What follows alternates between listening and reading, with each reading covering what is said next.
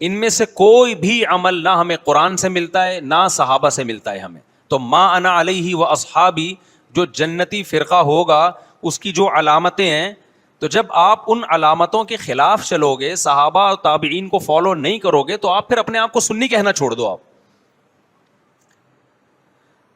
بتاؤ مجھے اسلام میں کوئی مہینہ منحوس ہے؟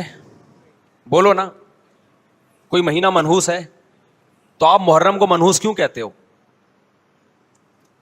لوگ مجھے کہتے ہیں مفتی صاحب فرقہ واریت پھیلا رہے ہیں. دیکھو فرقہ واریت جب پھیلا رہا ہوں جب میں کسی فرقے کے خلاف آپ کو کر رہا ہوں. میرے بیان شیعہ لوگ بھی سنتے ہیں, ملتے بھی ہیں. بہت دفعہ ایئرپورٹ پہ ملاقات ہوئی, بڑی عزت سے ملے, میں شیعہ ہوں لیکن آپ سے محبت کرتا ہوں.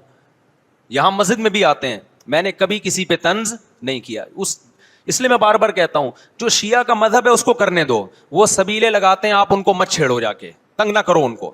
وہ ماتم کرتے ہیں, آپ ان کو مت چھیڑو. وہ نوحے کرتے ہیں, وہ نوحے پڑھتے ہیں, آپ ان کو مت چھیڑو. لیکن آپ اپنی پوزیشن واضح کرو کہ آپ شیعہ ہو یا آپ سنی ہو. آپ تو ایک طرف ہو جاؤ نا. محرم میں اگر آپ مرثیے لگا کے گھوم رہے ہو گاڑیوں میں, اٹ مینز آپ سنی نہیں ہو. آپ نبی صلی اللہ علیہ وسلم کی حدیث ہے ہمارے پاس, ہم اہل سنت والجماعت ہیں, ہم سنت کو فالو کرتے ہیں. تو سنت کیا کہتی ہے؟ میتوں پہ گریبان چاک کرنا, میتوں پہ چیخ و پکار کر کے رونا. آپ نے فرمایا لیس منا, وہ ہم میں سے نہیں ہے. اور اس عمل پہ آپ صلی اللہ علیہ وسلم نے لعنت فرمائی ہے. لوگ کہتے ہیں حسین کی یاد میں رونا نبی کی سنت ہے. نبی صلی اللہ علیہ وسلم کو جب جبریل نے بتایا کہ حسین شہید ہوں گے, آپ روئے, اس لیے کہ اس وقت آپ کو یہ خبر ملی تھی. لیکن کیا ہر محرم میں آپ نے رونے کا پروگرام کیا ہے, یا صحابہ کو بیٹھ کے باقاعدہ رلایا ہے آپ نے؟ کیا ہو گیا بھائی؟ آپ کو بھی جب کربلا کا واقعہ کی خبر ملی آپ کی آنکھوں میں آنسو آ جائے, یہ نیچرل ہے, یہ حسین سے محبت کی علامت. لیکن ہر محرم میں باقاعدہ بٹھا کے رونے کا پروگرام کرنا یہ حسین سے محبت کی علامت نہیں ہے, بلکہ شریعت میں ناجائز ہے یہ غموں کو بڑھانا. یہ کہاں سے جائز ہو گیا؟ حضرت عثمان بھی تو شہید ہوئے تھے, نبی صلی اللہ علیہ وسلم کے داماد تھے. ان کی یاد میں آپ رونے کو سنت کیوں نہیں کہتے؟ ہماری نظر میں حسین کا قتل بھی بہت بڑا ظلم, اور سیدنا عثمان کا قتل بھی بہت بڑا ظلم تھا. دونوں مظلوم تھے, دونوں مظلوم شہید تھے. ہمیں دونوں کی شہادت پہ غم ہے, لیکن اب اس غم کو مناتے نہیں ہیں. اسلام میں غم منانا سنت نہیں ہے. دیکھو جعفر طیار رضی اللہ عنہ, نبی کے چچا زاد بھائی, اہل بیت, جب آپ صلی اللہ علیہ وسلم نے ان کو لڑائی کے لیے میدان جنگ میں بھیجا, رومیوں سے لڑائی تھی. حضرت جعفر طیار کی 4 بیویاں تھیں. جب نبی صلی اللہ علیہ وسلم مسجد نبی میں بیٹھے, آپ کو فرشتوں نے اطلاع دی کہ جعفر طیار شہید ہو گئے. آپ صلی اللہ علیہ وسلم کی آنکھوں سے آنسو. یہ آنسو اس وقت نکلے جب عین شہادت کی اطلاع ملی ہے. اس وقت آنسوؤں کا نکلنا محبت کی علامت ہے. آپ نے صحابی رسول کو بھیجا کہ جاؤ آپ کی زوجات کو, بیویوں کو جا کے خبر دو کہ جعفر طیار شہید ہو گئے. کیا قربانی تھی صحابہ کی, آپ دیکھو ایسے جوان تھے جعفر طیار, خوبصورت جوان. غزوہ بدر میں جب مشرکین مکہ نے یہ نعرہ لگایا کہ حل میں مبارز, 3 سردار آئے, انہوں نے کہا پہلے تمہارے اندر سے 3 بہادر آئیں ہم سے لڑیں. دیکھو عربوں میں یہ ہوتا تھا کہ جب جنگ کے لیے 2 فوجیں آمنے سامنے کھڑی ہوتی تھیں تو پہلے دونوں طرف کے بہادر ترین لوگوں کی لڑائیاں ہوتی تھیں کہ جب تک دونوں میں سے ایک قتل نہیں ہوگا لڑائی شروع نہیں ہوگی. تو آپ کو پتا ہے کہ اس میں بہادر ترین لوگ نکلیں گے نا, جو لڑنا جانتے ہوں. مشرکین مکہ کی طرف سے 3 یا 4 بڑے بڑے سردار آئے لڑائی سے پہلے, بدر میں لڑائی سے پہلے. انہوں نے نعرہ لگایا حل میں مبارز, کوئی ہے تم میں جو پہلے ہم سے لڑے. یعنی ادھر سے ہم 3 ہیں تو ادھر سے بھی کتنے چاہیے؟ 3 بندے. ادھر سے انصار صحابہ آئے. مشرکین مکہ نے کہا لیسو بی اکفائنا, یہ ہمارے جوڑ کے نہیں ہیں, قریشی ہاشمی چاہیے ہمیں, ہمارے نسب کے لوگ ہونے چاہیے. تو ادھر سے نبی صلی اللہ علیہ وسلم نے حضرت علی کو بھیجا اور حضرت جعفر طیار کو بھیجا. جن صحابہ کو بھیجا ان میں حضرت جعفر طیار بھی تھے. حضرت جعفر طیار رضی اللہ تعالیٰ عنہ اور سیدنا علی مقابلے میں غالب آ گئے. خوبصورت صحابی. نجاشی کے سامنے آپ نے تقریر کی ہے, ہجرت کی ہے نا جب حبشہ کی طرف, تو نجاشی نے پوچھا جعفر طیار سے کہ تمہارے پیغمبر جو کلام لے کر آئے ہیں وہ سناؤ.